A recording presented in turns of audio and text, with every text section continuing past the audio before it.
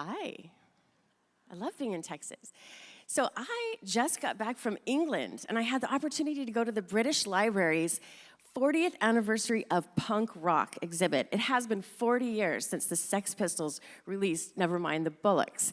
And I came away with a lot of takeaways for education. Yes, punk is music, but it's also an aesthetic. It's a way of thinking.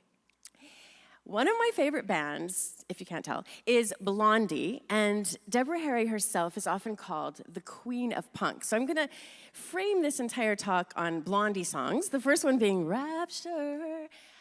Passion over skill. The Sex Pistols didn't even know how to play their instruments when they started in the band. They learned as they went. And isn't that just like us, sort of building the plane as we fly it with technology? Because we know that expression trumps perfection.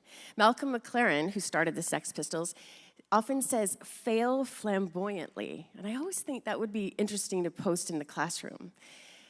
They had a greater purpose, the punks. Yes, it was anti-consumerism or whatever, but this is a reminder for us to find the why in our course, the why of our teaching, and to help students find a why in their learning. And it's gotta be a bigger than life kind of why, bigger than getting good grades or getting into college. Sometimes we have to go rogue for right, because what is in place is not necessarily the best thing for our students. And I know I had to fight very much for different things to be released, like YouTube to be open, or my students to be able to get onto G+ or Twitter, because I knew that they needed to be connected to a global community.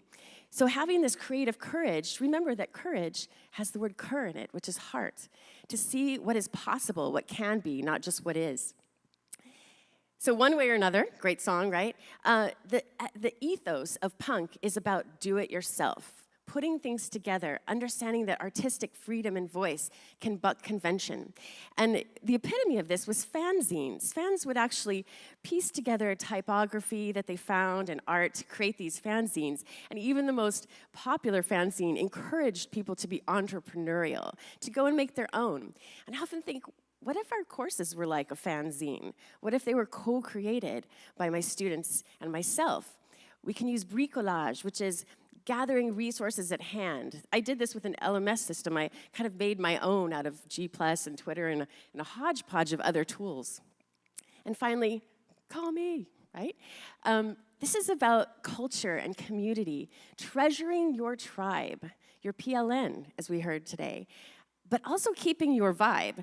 That's the individualistic part. That's your niche, your artistic voice, and helping students find their own unique voice as well.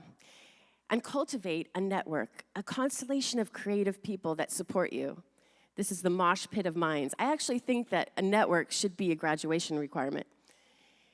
So punk is not only about anarchy and anger. It's about real feelings, loving things that matter, passion, heart, and soul. That's a quote from Joey Ramone, but I think it can also exemplify teaching and learning. And I'd like to close this with a little riff on the rap from Rapture.